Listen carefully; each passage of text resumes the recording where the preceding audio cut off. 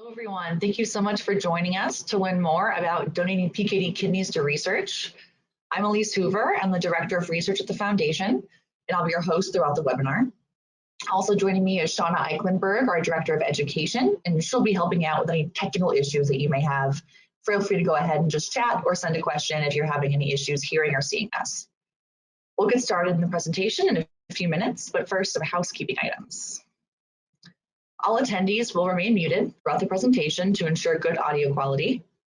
We are recording the webinar and we'll post it on our website as well within the next few days. If you have any questions during the presentation, go ahead and type those into the chat, and we will do our best to answer all the questions we can at the end at our Q&A. This session is designed for informational purposes only and will not include information about treatment or diagnosis of PKD. So as you listen, if you hear any questions you have about your own disease, we encourage you to bring those to your medical provider. Okay, so before I turn this over to our presenter, Dr. Wallace, I wanted to share a little bit with you about the Foundation's tissue donation program. So this is for anyone who has a procedure coming up where your PKD kidneys would be removed. That's going to be a nephrectomy procedure or a transplant. So the first thing we ask you to do is to let your surgical team know that you wish to donate your kidneys to research. That's very important. And then we have two forms for you to fill out. There's the information form and also the consent form. And then send those by email to research@pkdcure.org with at least 2 weeks notice, a little more if you can give it to us. And then that's it. Then all we want you to do is focus on getting ready for your procedure and then healing up afterwards, and we'll take it from there. The Foundation will connect the surgical team with the research lab to help facilitate that transfer. So this is what the information form looks like. It's pretty basic. We have some questions about your gender, your latest blood work, how many kidneys are being removed, and that's to give our research team a heads up of what to expect. And then the rest of the information is all about the date of your surgery, any information you have about your surgeon, your coordinator, your pathologist, and their contact information. And that helps us reach out to them and make sure that we can communicate as quickly and efficiently as possible so we're all on the same page. One thing that's really important for us is that this donation is anonymous. So researchers only know your gender, age, date of surgery, and laboratory test results. We keep your name, your date of birth, your address separate and confidential. And those same patient identifiers are removed at the hospital as well before sending your kidneys to the research lab. This is just to make sure that we conduct ethical research, that we are keeping your identity anonymous, and that we're complying with the Ethics Review Board. So the biggest barrier that we've seen to successfully donating kidneys to research is that the medical center will not release the kidneys to the researchers. That's because it's very standard for the pathologist to need to examine them for tumors, and that examination requires them to cut into the kidneys, and it makes it harder for our research team to get good samples. And so that's why advocating for the donation with your surgical team is so important. The patient voice is the strongest tool we have to make sure this is successful. It's also important to note that labs like Dr. Wallace's has someone on their team who can do that exam and then return the results to the hospital. So we're not skipping any steps. We just want to make sure we get those kidneys in good condition if we can. And then one of the most common questions I get is whether you can donate kidneys after death. And unfortunately, the Foundation doesn't have the capacity to facilitate that, but there are two other options. One is the department of your state university. The anatomy department is often very grateful for donations for their own research or for the training of medical students. And then there also is a really fantastic organization called the National Disease Research Interchange. And they work with a lot of different researchers, a lot of different diseases to get those donations to the right hands. So if you had questions about that, we'd be happy to connect you with the appropriate people. And to find out more, we have something on our webpage, pkdcure.org/tissue donation, that gives you all this information. The forms that we need from you are on there as well. And then you can also email research@pkdcure.org. All right. So now I'm delighted to introduce you to our speaker, Dr. Darren Wallace. Dr. Wallace is a professor in the Department of Internal Medicine and a member of the Jared Grantham Kidney Institute at the University of Kansas Medical Center. Dr. Wallace earned his PhD from the Department of Molecular and Integrative Physiology and completed postdoctoral training in renal physiology and PKD at the University of Kansas Medical Center. Recently, his laboratory discovered that the protein periostin is highly overexpressed by cysts in both AD and AR PKD kidneys.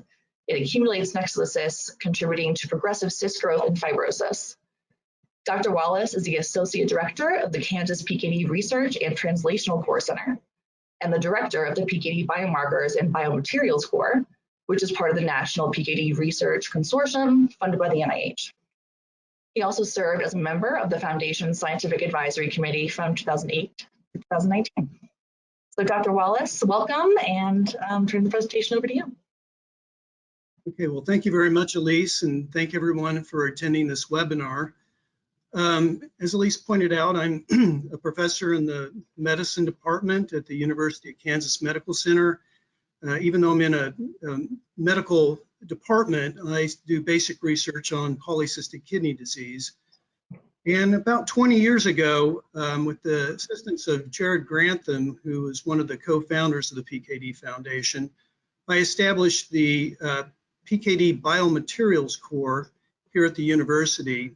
And about the same time, I started assisting the PKD Foundation with their tissue donation program.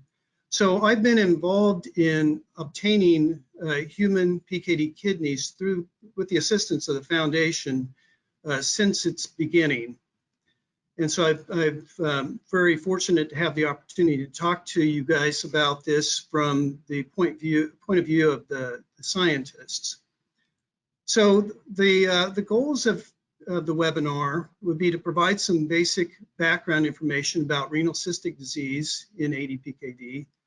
Then I'd like to talk to you about why scientists need human tissue for PKD research, what happens to your kidneys after they're donated, and what types of studies that can be done using the human tissues and the cells that are generated from them.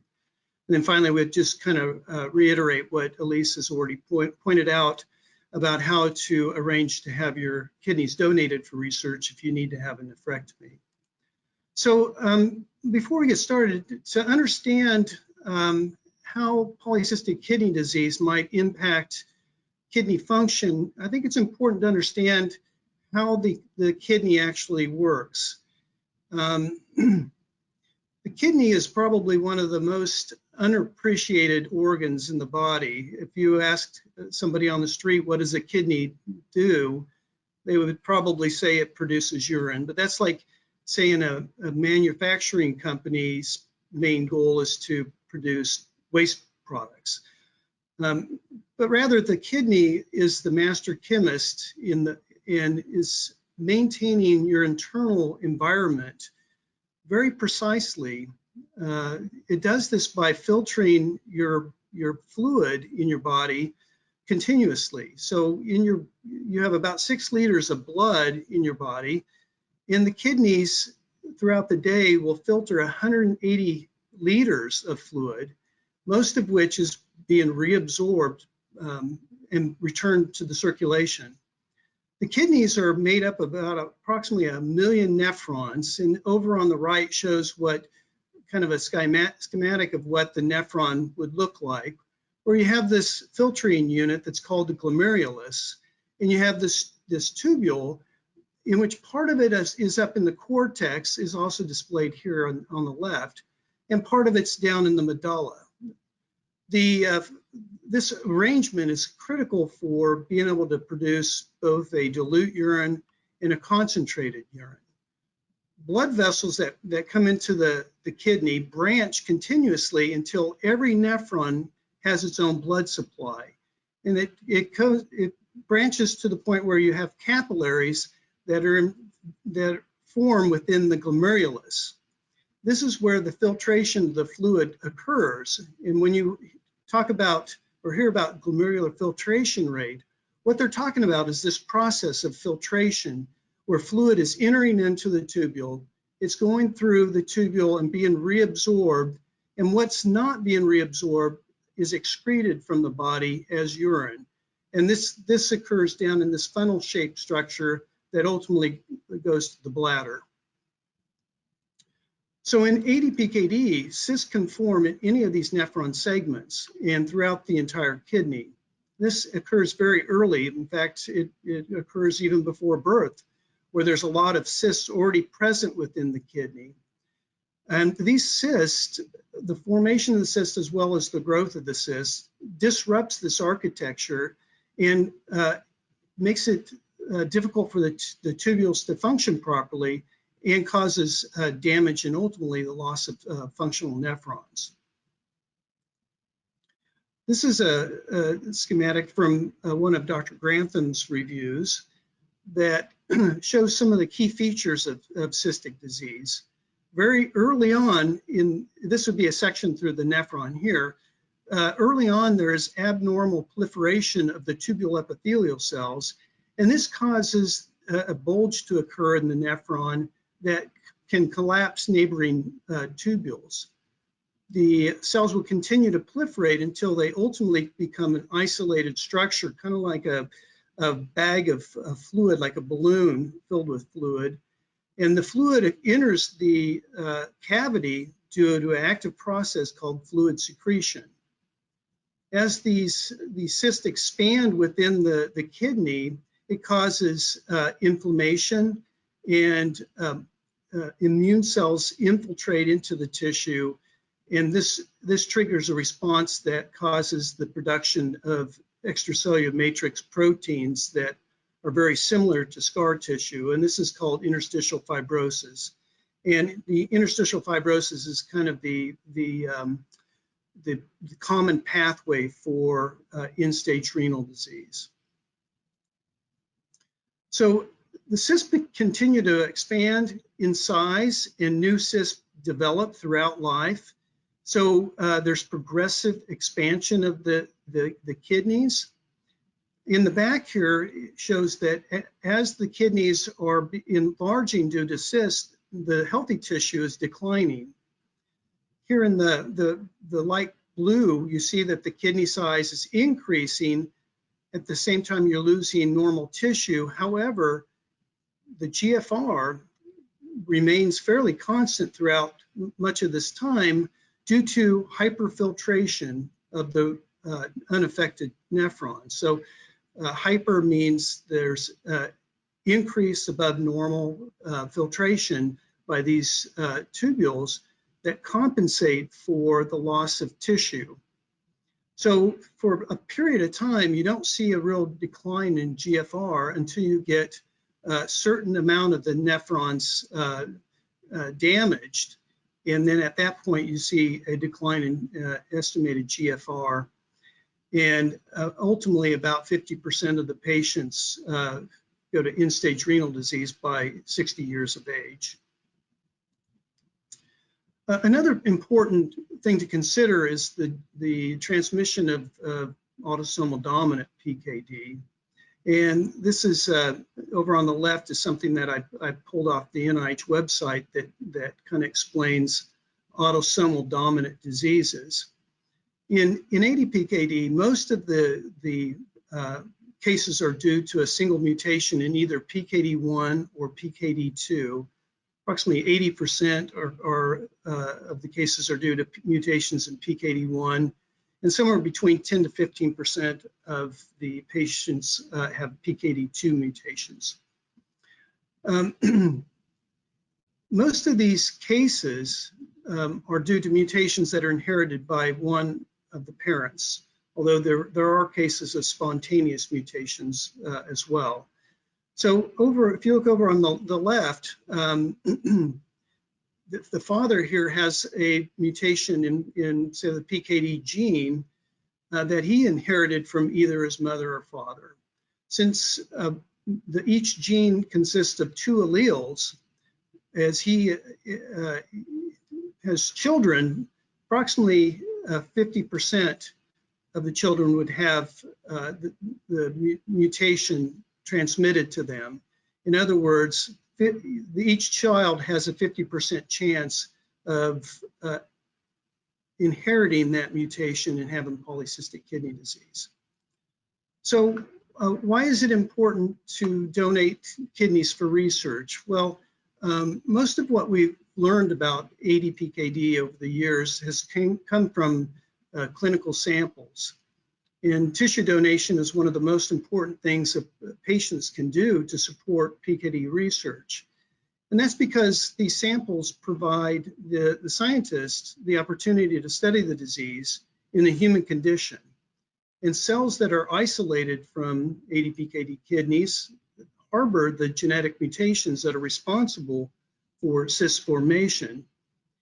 And this is important because it's difficult to replicate human disease in animal models. In fact, mice and rats do not have an autosomal dominant PKD. You must mutate both alleles of either PKD1 or PKD2 to cause cystic disease. And when you do that, it looks more like autosomal recessive PKD. It's very aggressive.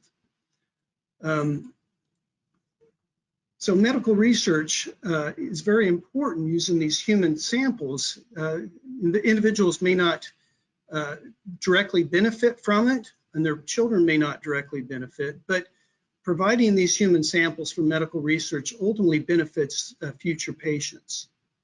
There's no cost to the patient to donate discarded tissue, and there's really no change in the procedure which they're for the nephrectomy.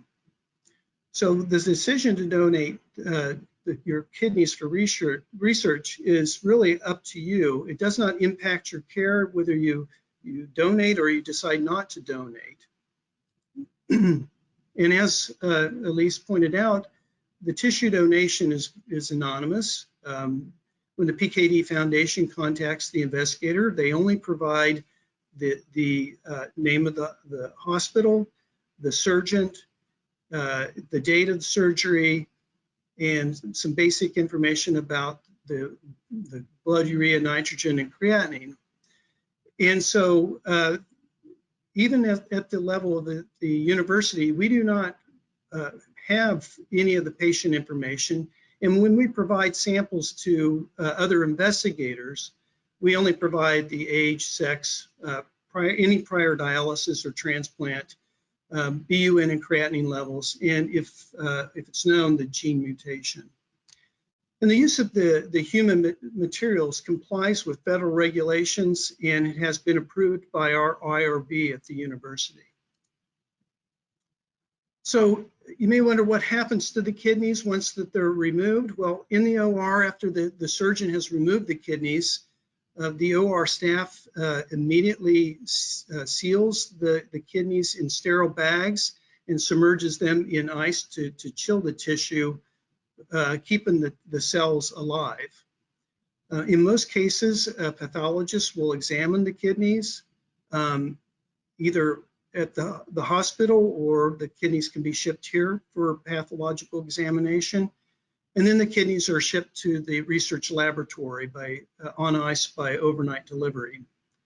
Once they arrive, I spend several hours isolating tissue in a cabinet that's semi-sterile. Some of the tissue is placed in formalin and fixed, and then embedded in a soft plastic called paraffin for tissue sections, and I'll show you what that actually looks like. Some tissue is snap frozen in liquid nitrogen and stored at -80 degrees Celsius in specialized freezers. Some tissue may be homogenized for the study of DNA, RNA, and protein levels. And typically we isolate individual cyst fluids as well as more pooled cyst fluids, and we spin down any debris from those cyst fluids and store them at -80 for investigators to study protein accumulation in there. One of the more unique things that our core facility does is isolate surface cysts for the generation of primary cultures of ADPKD cells. So another question you might have is, what can researchers learn from donated tissues?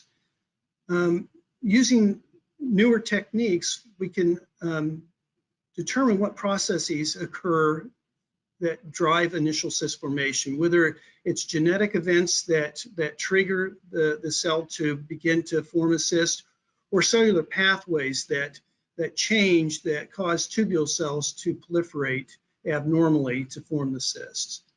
And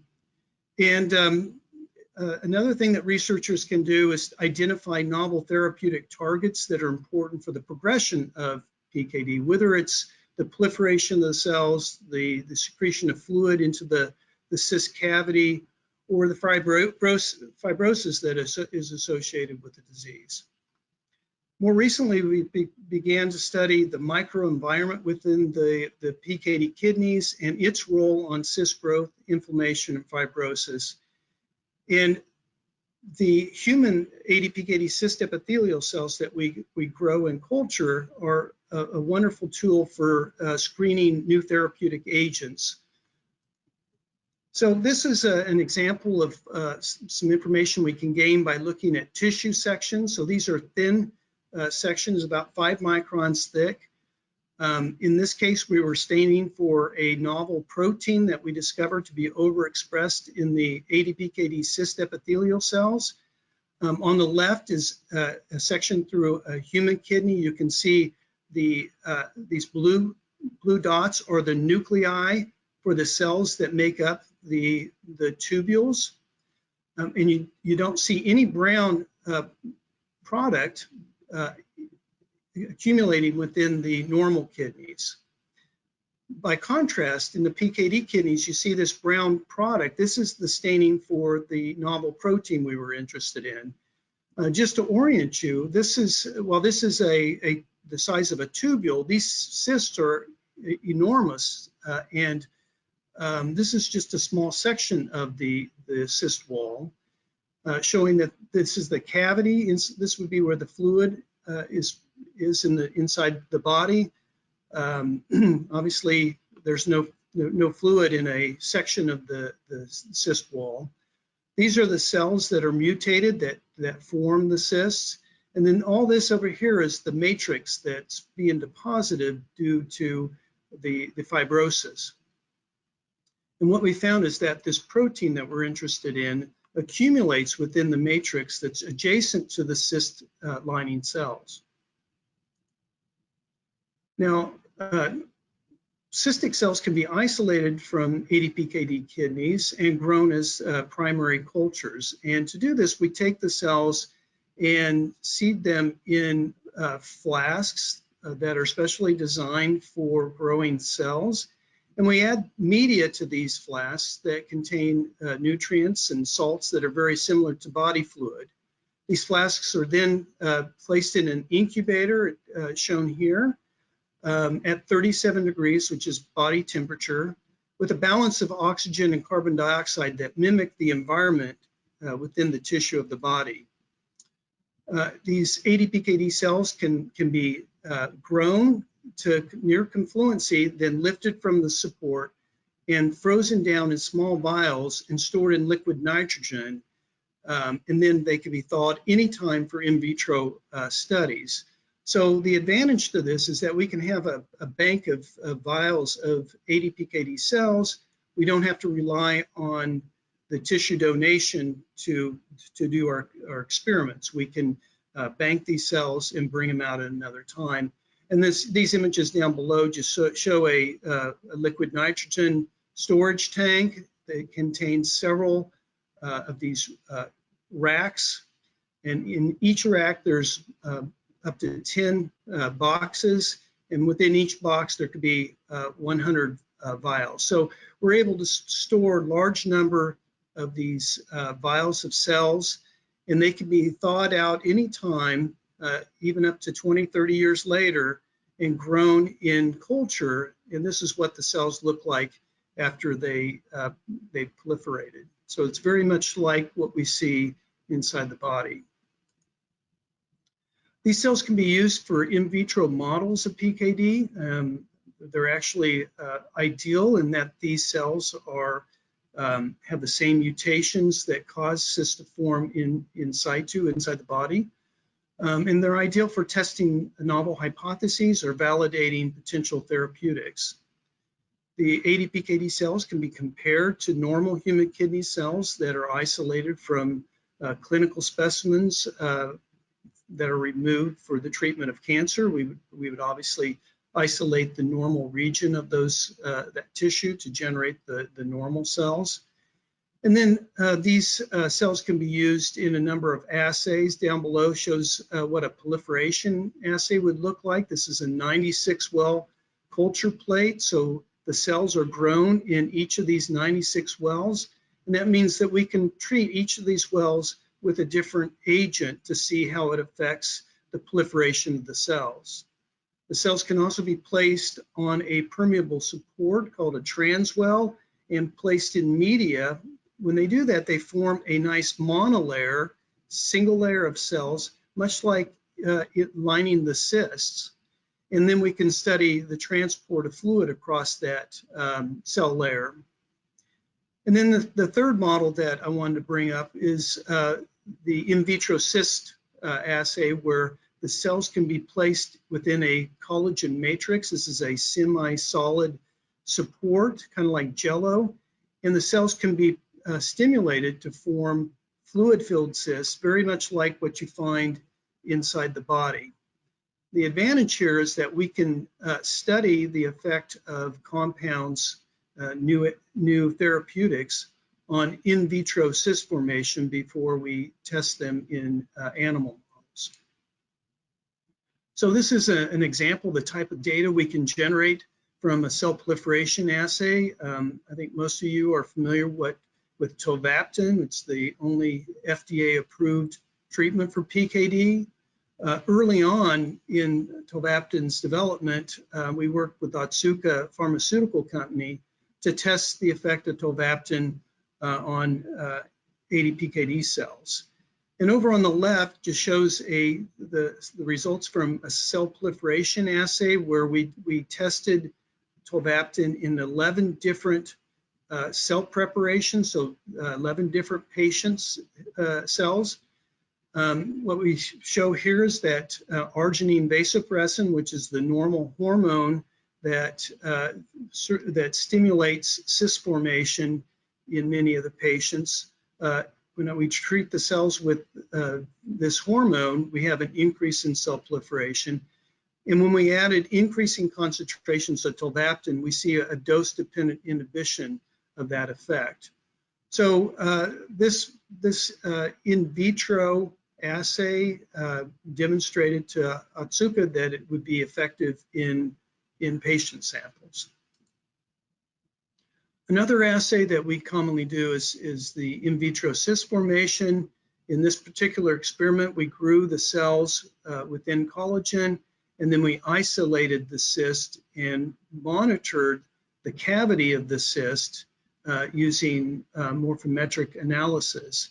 So on this structure here, this is multiple cells that line this cyst, and this is a fluid-filled cavity due to the cyst formation.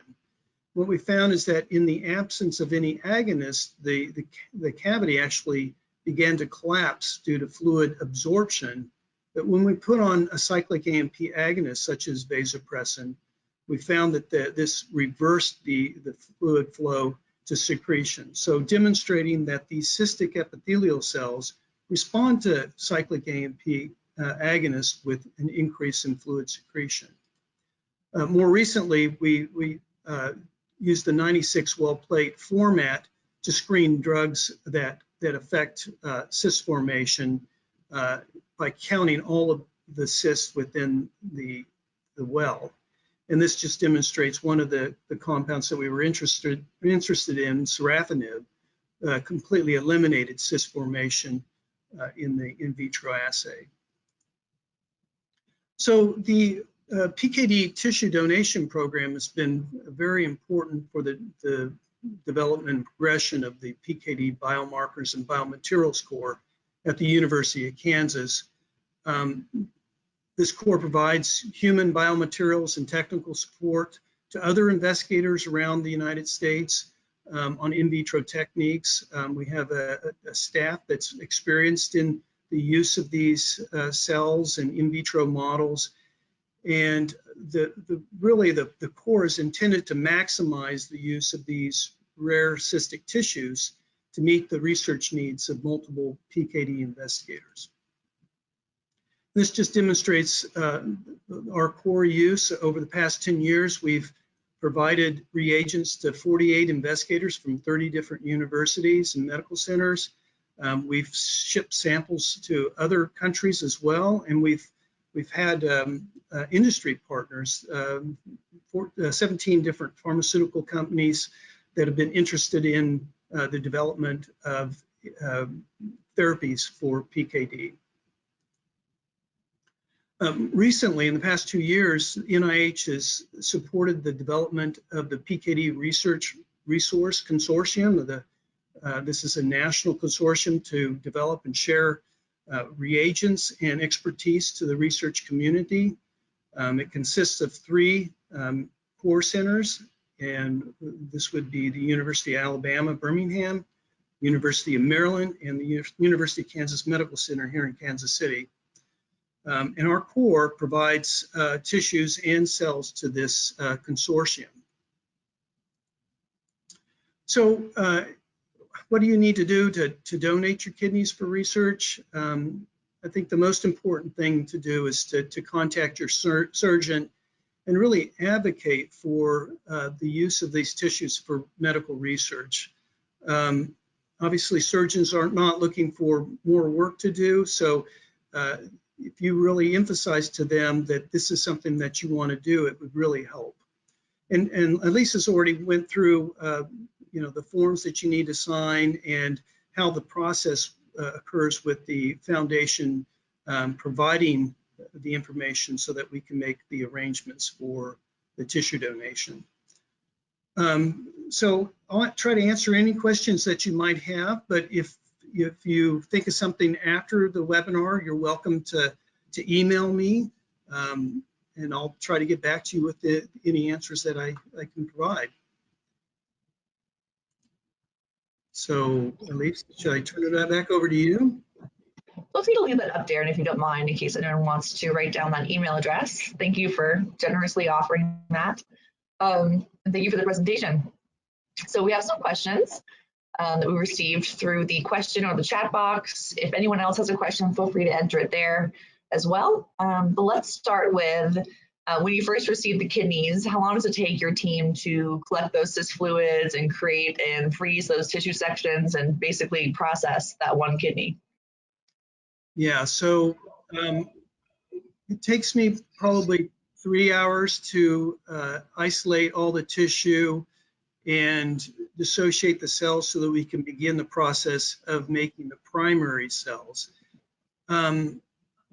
Generating primary cells takes multiple days. We digest the tissue overnight, then we remove the collagenase that digests the fibrous tissue, and then we plate the cells down onto the support. So it usually takes 2 to 3 days before we see cells beginning to grow in culture. And then we usually give them perhaps 7 days in culture before we lift them off the support and freeze them down. But it's a long process, and it usually takes 2 people to process a single kidney. And you mentioned that you use overnight delivery to get the kidneys from the hospital to your lab. How does that restrict the geographic area you can receive kidneys from? For example, can someone in Hawaii donate to your lab in Kansas City? Is it feasible?